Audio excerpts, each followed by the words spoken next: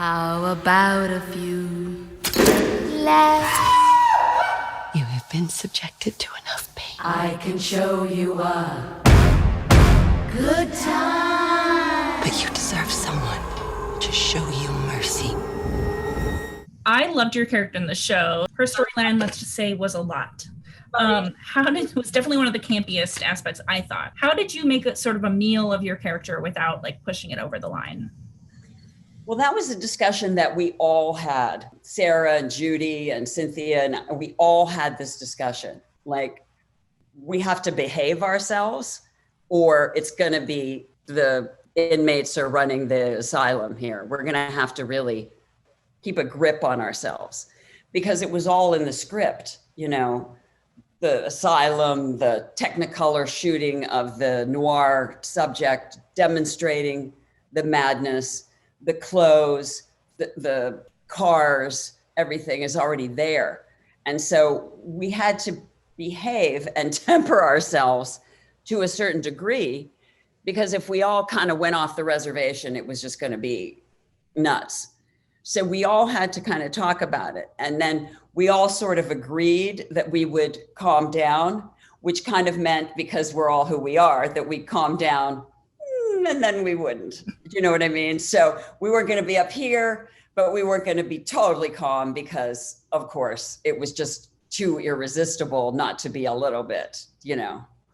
Yeah, I mean, when they put you in a turban and put a monkey on your shoulder, like you can only hold yourself in so much. Right, there's that.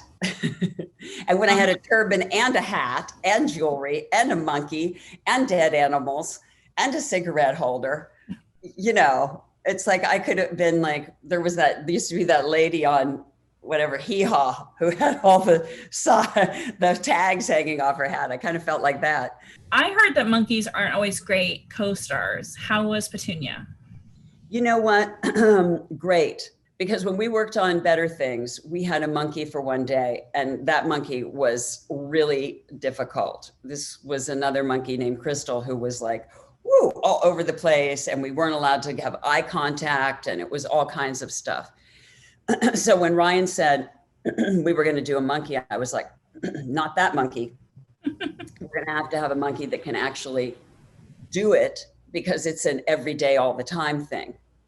And so we got Pablo, who was really a trained actor who had been in Pirates of the Caribbean and all of these other things, and was amazing, and was also the sweetest, most adorable, smart, cool little guy. I mean, like, I could really talk to him about what we wanted to do in the scenes.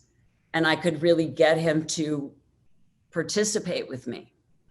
And he was really loving and really cool. And of course, sometimes he didn't know when he was supposed to jump down, or that he was supposed to leave a scene, or, you know, just technical things that are the normal things that you have to do when you work with an animal. But overall, great. That's good to hear. Your character is a wildly sort of eccentric heiress we've talked about, who's trying to pay someone to avenge something that happened to her son. But I'm wondering if you think she's good at what she's trying to do. Like, it's a wild amount of money for 1947. You could buy like Disney World at that price. Right. And she just like, the second person she hires just sort of falls in her lap. You know what I mean? Right. What do you think?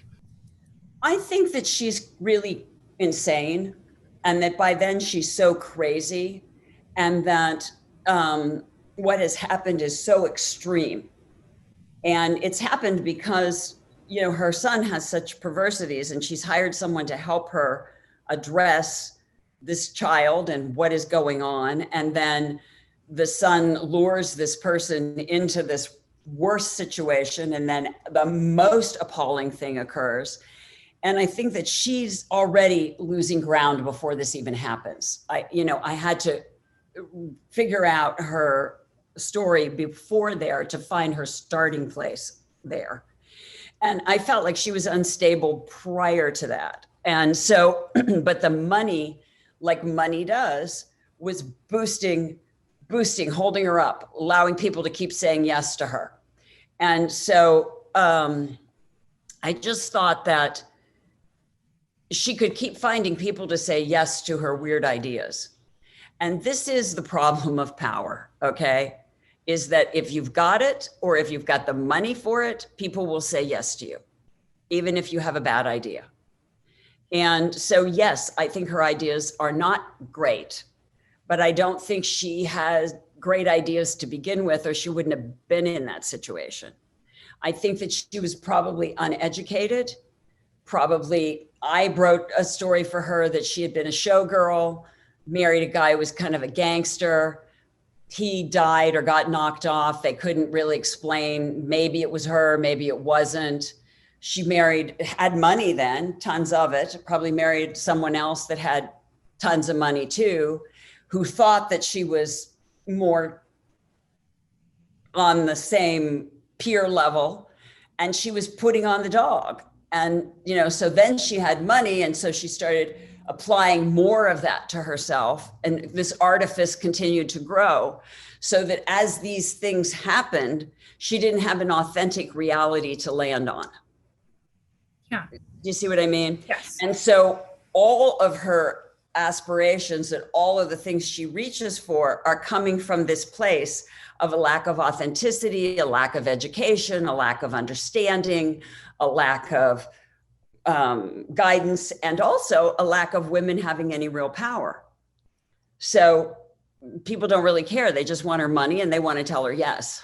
Allow me to warn you that you have found yourself in the most unenviable of positions.